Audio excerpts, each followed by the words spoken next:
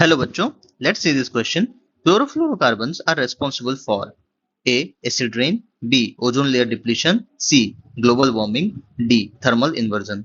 इस क्वेश्चन में बेसिकली हमें पूछा क्या है, हमें ये पूछ रहा है कि जो क्लोरोफ्लोरोकार्बन होते हैं वो रेस्पॉन्सिबल होते हैं किसके लिए, एसिड रेन के लिए, ओजोन लेयर डिप्लीशन के लिए, ग्लोबल वार्मिंग के लिए या थर्मल इन्वर्जन के लिए। तो इस क्वेश्चन को हम सॉल्व कैसे करें? इसे सॉल्व करने के लिए हमारे पास एक की कॉन्सेप्ट है। की कॉन्सेप्ट क्या है? वो है क्लोरोफ्लोरोकार्बन।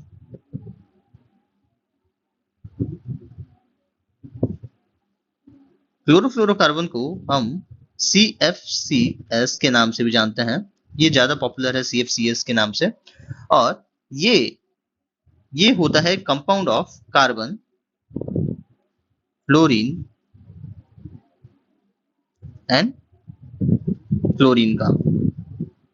और ये बहुत स्टेबल कंपाउंड होता है। It is very much stable and और इसे हम यूज कर सकते हैं एज रेफ्रिजरेंट। क्यों? क्योंकि इसका कूलिंग प्रॉपर्टी होता है।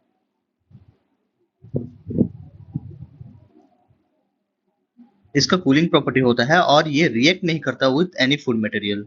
इट डजंट रिएक्ट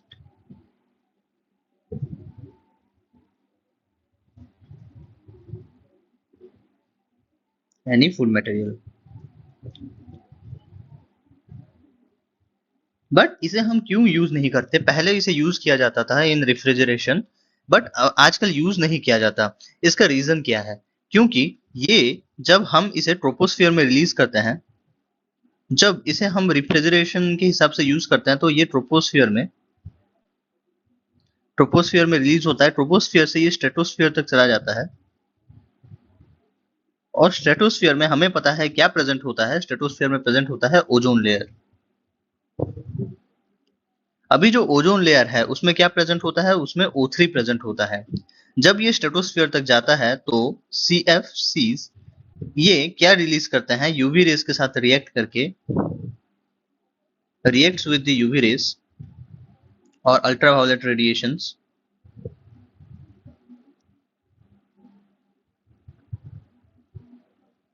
और क्या फॉर्म करते हैं? ये फॉर्म करते हैं Cl radical, means chlorine free radical create करते हैं। ये क्लोरीन फ्री रेडिकल जब रिएक्ट करता है विद O3, ये फॉर्मेशन कर देता है O2 का और नेसेंट ऑक्सीजन रिलीज करवा देता है। तो अगर ये O3 को O2 और नेसेंट ऑक्सीजन में ये मींस रिलीज करवा रहा है, देन इसका मतलब ये डिप्लीट कर रहा है दी ओजोन लेयर को। ये डिप्लीट कर रहा है O3 कॉन्सेंट्रेशन को, तो ओजोन लेयर डिप्लीशन होता है।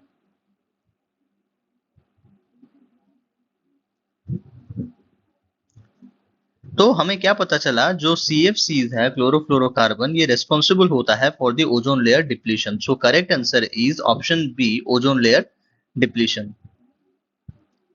हम बाकी सब ऑप्शन को भी देख लेते हैं। Acid rain. एसिड रेन क्या होता है? जब pH of the rain water 5.6 से कम हो तो हम उसे एसिड रेन कहते हैं। और एसिड रेन जनरली होता है फॉर, मैं आपको यहाँ पे एसिड रेन का कॉज दिखा देता हूँ। एसिड रेन का कॉज होता है NO2 एंड SO2 गैसेस। क्यों? जब NO2 और SO2 गैसेस ये H2O के साथ मिलते हैं तो वो फॉर्म करते हैं nitric acid and sulphuric acid respectively, और इससे एसिड रेन का फॉर्मेशन होता है। ऑप्शन सी में हमें दिया है ग्लोबल वार्मिंग। ग्लोबल वार्मिंग के लिए कौन रेस्पॉन्सिबल होता है? ग्लोबल वार्मिंग के लिए रेस्पॉन्सिबल होते हैं ग्रीन हाउस गैसेस।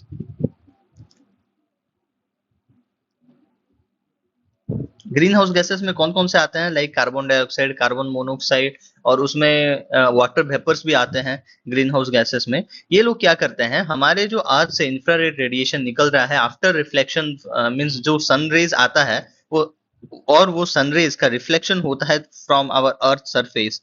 ठीक है, वो अर्थ सरफेस से रिफ्लेक्ट होता है in the form of infrared radiation. उस इंफ्रारेड रेडिएशन को अगर वो जाने नहीं देता, वो ट्रैप करके रख देता है वो इंफ्रारेड रेडिएशन को, और इवेंचुअली अर्थ का सरफेस गर्म होने लगता है, तो उसे हम ग्लोबल वार्मिंग कहते हैं। और ग्लोबल वार्मिंग जो CFCs है, CFC, ये ग्लोबल वार्मिंग में इसका बहुत बड़ा रोल नहीं होता ग्लोबल वार्मिंग में। सो global warming is in the wrong option.